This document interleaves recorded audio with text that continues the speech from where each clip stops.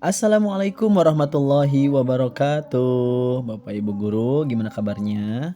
Di video kali ini saya ingin menyampaikan beberapa hal terkait dengan pertanyaan yang sering ditanyakan. Nah, ini pada saat live TikTok itu banyak yang mempertanyakan terkait dengan pertanyaan-pertanyaan ini.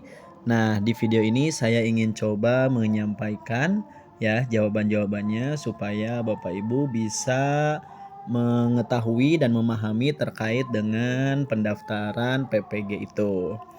Pertanyaan yang pertama, TMT-nya bisa diubah atau enggak ya? Sebenarnya untuk TMT sendiri itu berdasarkan SK yang dimiliki oleh Bapak Ibu. Kalau Bapak Ibu misalkan P3K ya. Nah, sebelumnya apakah ada honor atau tidak? Kalau misalkan ada honor, jadi jawabannya adalah bisa ya. Jadi kalau ada SK sebelumnya yang memang belum dimasukkan, itu bisa diganti nanti di siaganya. Nah, tinggal minta perval ke admin siaga di Pakis Kemenag kota atau kabupatennya gitu. Tapi kalau misalkan Bapak Ibu sebelum diangkat jadi P3K atau PNS ya belum honor atau belum mengajar sebelumnya, berarti memang itu adalah TMT mengajar Bapak Ibu yang pertama sehingga itu tidak bisa diubah lagi. Itu. Kemudian ada juga pertanyaan nih, aktif mengajarnya masih silang merah, Pak? Nah, ini banyak banget nih pertanyaannya. Memang, untuk aktivasi siaga itu dilakukan 1 semester sekali, ya. Jadi, untuk mendaftar PPG silahkan diaktifkan dulu, ya. Di-upload jadwal mengajar di siaganya, kemudian nanti setelah berkas-berkasnya terpenuhi ya, biasanya ada 3 tuh. Pertama jadwal mengajar dari siaga, kemudian yang kedua itu adalah SK pembagian tugas dari sekolah, dan yang ketiga adalah, jadwal mengajar di sekolah. Nah, itu termasuk di, berkas yang harus di-upload di jadwal mengajar ini. Nah, kemudian setelah itu minta perval ke admin siaganya ya. Nah, ini tenang aja, ada waktu sampai 7 Februari sampai batas waktu penutupan pendaftaran PPG-nya. Nah, kemudian selanjutnya ada lagi pertanyaan, belum bisa diaktifkan siaganya karena harus upload SK pengangkatan dulu. Nah, ini juga sama ya. Jadi, sebelum mengaktifkan siaganya, sebelumnya Bapak Ibu harus mengupload dulu SK-nya.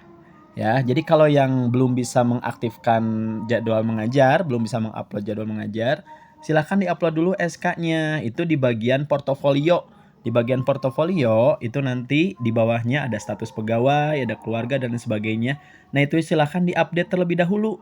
Ya, diupdate terlebih dahulu. Kemudian setelah diupdate, baru minta admin siaganya untuk verval.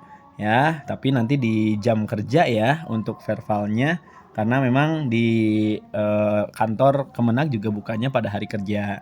Nah, kemudian setelah aktif ya, setelah bisa upload untuk SK-SK-nya, nah baru setelah itu bisa upload jadwal mengajar yang tadi gitu. Jadi ada 2 kali berarti kalau memang belum bisa mengaktifkan siaga atau belum bisa mengupload jadwal mengajarnya. Yang pertama harus upload dulu SK pengangkatan, kemudian diverval oleh admin siaga, kemudian setelah itu baru mengaktifkan siaganya dengan mengupload jadwal mengajar. Nah, baru itu aktif siaganya.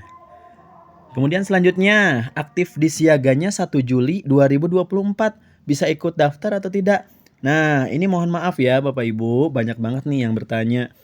Kalau aktif siaganya lebih dari 1 Juli bisa atau enggak? Jawabannya adalah tidak bisa, karena maksimal aktif siaganya itu tanggal 30 Juni 2024 ini maksimalnya. Ya, jadi nanti sistemnya akan melihat Bapak Ibu kapan aktif di siaganya, kapan mendaftar di siaganya. Nah, itu adalah tanggal ketika Bapak Ibu aktif di siaga. Kalau lebih dari 30 Juni berarti mohon maaf belum bisa mendaftar. Nah, solusinya gimana, Pak? Berarti solusinya adalah Bapak Ibu menunggu lagi pendaftaran berikutnya. Karena nanti pendaftaran berikutnya kemungkinan akan berbeda lagi waktu batas waktu untuk aktif siaganya. Seperti itu ya Bapak Ibu. Jadi ditunggu saja untuk pendaftaran berikutnya kalau memang aktivasi siaganya itu lebih dari tanggal 1 Juli atau lebih dari 30 Juni 2024. Selanjutnya, untuk surat kesehatan dari klinik apakah bisa? Nah, jadi di surat itu tidak ada persyaratan khusus tentang surat sehat. Ya, di sana ada pusat kesehatan lainnya juga.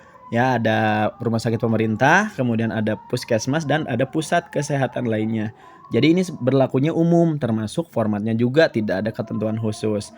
Intinya, untuk surat keterangan sehat ini membuktikan bahwa Bapak Ibu itu sehat walafiat gitu. Karena kan nanti Bapak Ibu akan menjalani PPG ya selama 2 sampai 3 bulan ya. Nah, jadi harus dibuktikan dengan surat sehat ini. Itu kemudian untuk jurusan. Nah, untuk jurusan MPI apakah bisa daftar? Di surat edaran itu ada ya jurusan MPI tapi memang TMT-nya maksimal 31 Desember. Ini ada 53 ya. 53 program studi yang bisa ikut untuk PPG ini. Tapi selain program studi ada syarat-syarat yang lain. Cek lagi syarat-syarat yang lainnya itu juga harus terpenuhi ya. Jadi bukan hanya program studinya saja. Di program studi itu ada di surat edarannya. Nah, surat edarannya ada di mana? Surat edarannya ada di sini di Telegram Sahabat Guru PAI ya. Di sini sudah ada nih di atas. Nah, nih surat verbal calon peserta PPG PAI 2025. Nah, untuk gabung di Telegram Sahabat Guru PAI-nya gimana, Pak? Nah, ini banyak nih yang mau gabung ya. Untuk gabung di Telegram Sahabat Guru PAI, silakan cek linknya ada di deskripsi ya. Linknya ada di deskripsi. Silakan diklik ya. Di situ ada link.id /Nazar Farizi. Tinggal diklik. Kemudian nanti setelah masuk di bawah silakan di scroll ya. Di situ ada Telegram Sahabat Guru PAI. Nah itu silakan masuk saja di sana ya. Nanti Bapak Ibu akan masuk ke Telegram ini. Nah itu ya Bapak Ibu untuk pertanyaan-pertanyaan yang sering ditanyakan.